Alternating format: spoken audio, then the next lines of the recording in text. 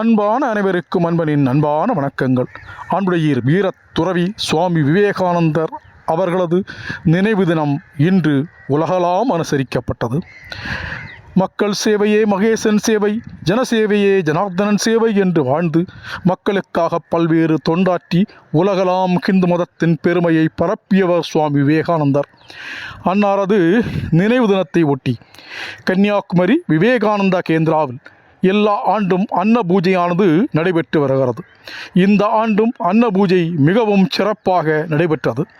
விவேகானந்த கேந்திர கிராம முன்னேற்ற தொண்டர்களால் சேகரிக்கப்பட்ட அரிசி மலைபோல் குவித்து வைக்கப்பட்டு அதற்கு மேல் அன்னபூரணியின் சிலையை அலங்கரித்து வைத்து பூஜைகள் செய்யப்பட்டது.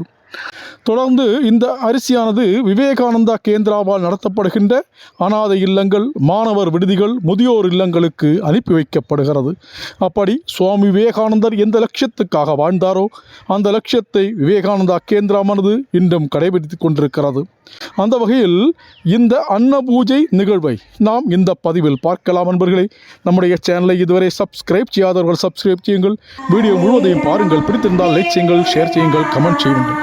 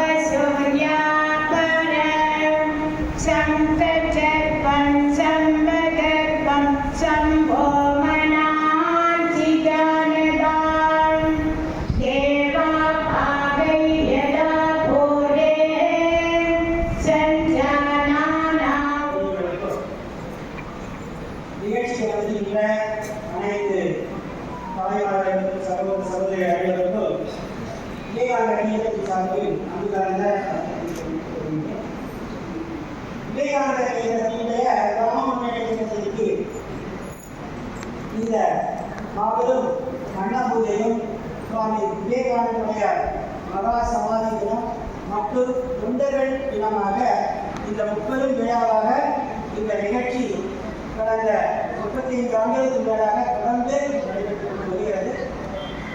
இந்த நிகழ்ச்சிக்கு மேடையை அலங்கரித்துக் கொண்டிருக்கின்ற விவேகானந்த கேந்திரத்தினுடைய கேந்திர அதிபர் எங்களது பணிகளுக்கெல்லாம் முழு ஒத்துழைப்பு கொடுத்து கொண்டிருக்கின்ற இந்த கன்னியாகுமரி மாவட்டத்தினுடைய சட்டமன்ற தொகுதி எம்எல்ஏ அவர்கள் பெருமைமிகு திரு கடவாய் சுந்தரம் அவர்களை வருக வருக என்று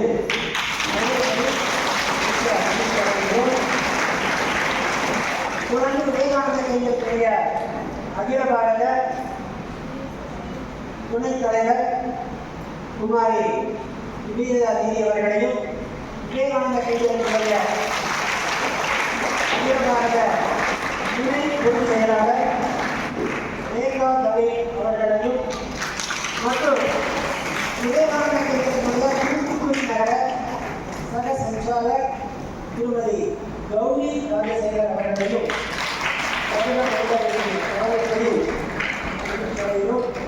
தொடர்ந்து இந்த அன்னபூஜைக்கு தொடர்ந்து பல ஆண்டுகளாக ஒத்துழைப்பு நல்கி கொண்டு வருகிறார்கள். இந்த அன்னபூஜையின் மூலமாக சேகரிக்கப்படுகின்ற அரிசி விவேகானந்த கேந்திர மடத்தில் உள்ள 40 குழந்தைகளுக்கு போய் சேர்கின்றது. கன்னியாகுமரியிலிருந்து ஆரம்பித்து ராமேஸ்வரம் வரை இந்த 6 மாவட்டங்களிலும் சுமார் 2000 குழந்தைகள், ஏழை குழந்தைகளுக்கு இந்த அரிசி எல்லாம் மதிய உணவுக்காக வருகிறது. எனவே இந்த நிகழ்ச்சிக்கு தொடர்ந்து ஒத்துழைப்பு நிலையை கொண்டு வருகிறார்கள் கலா அன்பர்கள். குறிப்பாக இந்த பூஜையானது இந்த நெல்லை மாவட்டத்தைச் சேர்ந்த அனைத்து அன்பர்களுடைய அந்த ஒத்துழைப்பின் பேரில் மிக சிறப்பாக இந்த பூஜை நடைபெற்று வருகிறது. அது இந்த அரிசியை மனமோந்து அறிந்து இங்கு வருகையும் தந்திருக்கின்ற அனைத்து கேந்திர அன்பர்களுக்கும் மீண்டும் ஒரு முறை எங்களது வரவேற்பை நல்கி கொண்டு தொடர்ந்து இந்த நிகழ்ச்சிகள் நடைபெறுவதை எல்லா டீச்சர்ஸும் அப்புறம் நிறைய நம்ம கேந்திரத்தில் கூடி கேந்திரத்தில் உதவி பண்ணக்கூடிய பெரியவர்கள் எல்லாரும் இங்கே இருக்கிறாங்க. ஸ்கூல் குழந்தைகள், ஸ்கூல் டீச்சர்ஸ். நமக்கு தெரியும் நம்ம இந்த அண்ணாபூஜை சுவாமி விவேகானந்தர் அவர்களுடைய உடல் விட்ட நாள் அப்படின்னா நவோத்சவத்தை நம்ம பகிர்கிறோம். ஏனென்றால் சுவாமி விவேகானந்தர் சொல்லியிருந்தாங்க, நான் இன்னைக்கு இந்த ஒரு உடல் நான் தான் சேவை செய்துட்டு இருக்கேன். ஆனா இந்த டைம் வந்துட்டு இருக்க எனக்கு இந்த உடல் விட்டுடணும். ஆனாலும் அதற்கு அப்புறம் நான் யார் சுவாமி விவேகானந்தர் பெயர் சொல்லி பெரிய காரியம், நாட்டுக்காக சமுதாயத்துக்காக காரியம் செய்வாங்க, நான் அவங்க மூலமா நான் பேசுறேன். அப்படி சுவாமி விவேகானந்தர் சொல்லியிருந்தாங்க. அந்த ஒரு ஞாபகம் கிடைச்சதா நம்ம 4ஆம் தேதி கன்னியாகுமரியில நிறைய வருஷமா இந்த அந்த பூஜை தொடங்கியிருக்கோம். ஏன்னா அப்போ அந்த காலத்துல 1980, 81, 82 இருக்கலாம். அந்த டைம்ல நம்ம தெற்கு தமிழ்நாட்டில் அப்படி இருந்து நிறைய பேருக்கு சரியா சாப்பாடு கிடைக்காது. நானே ஒரு தரம் ஒரு பாலர் பள்ளி போகும்போது குழந்தைகளுக்கு சாப்பிட்டு வாங்க சொல்லும் போது ஒரு குழந்தை உடனே போய் திருப்பி வந்தாச்சு. அப்போ நான் கேட்டேன், என்னாச்சு நீ இவ்வளவு சீக்கிரம் சாப்பிட்டியா? அந்த குழந்தை சொன்னா இல்ல, அந்த ஹோட்டல் இல்லை சார். இப்போ இல்ல இங்கே பிரார்த்தனை பாடியிருக்காங்க இல்ல, அந்த குழந்தை சொல்லியாச்சு இன்னைக்கு வீட்டுல சாப்பாடே இல்லை. அதை கேட்டா மனசுக்கு எல்லாருக்கும் ரொம்ப கஷ்டம். அப்புறம் நம்ம குழந்தைகளுக்கு நல்ல சாப்பாடு கொடுக்கணும். ஏன்னா 6 வயசு வரைக்கும் குழந்தைகளுடைய மூளை வளர்ச்சி, பிசிக்கலா மூளை வளர்ச்சி இருக்கும். அதுக்கப்புறம் அதனுடைய உருவம் பெருசா ஆகாது. அதான் அந்த டைம் அவங்களுக்கு நல்ல சாப்பாடு வேணும். ஸோ வீட்டா போய் ஒரு பிடி சாவல் எடுத்துட்டு ஒரு பிரார்த்தனை சொல்லி, அந்த பிரார்த்தனை நம்ம அப்புறம் சொல்லுவோம். அந்த பிரார்த்தனை சொல்லி அந்த அரிசி நம்ம கொண்டு வந்துட்டு இருந்தோம்.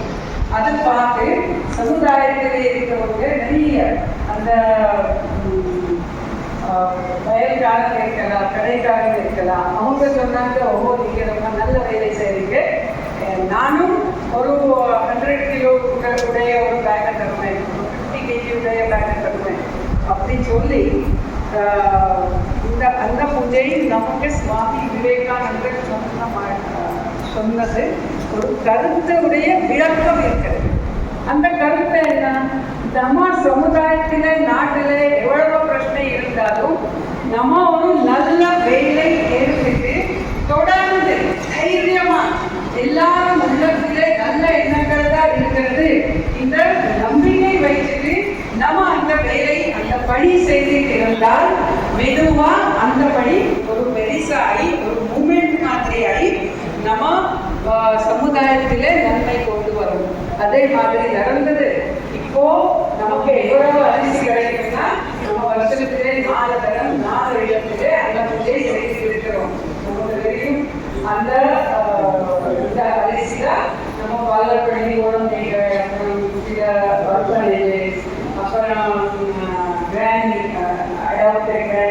வீட்டில் நிறைய வயசான அம்மாக்கள் இவங்க எல்லாரும் வந்து நம்ம அந்த அரிசி கொடுத்துருக்கு.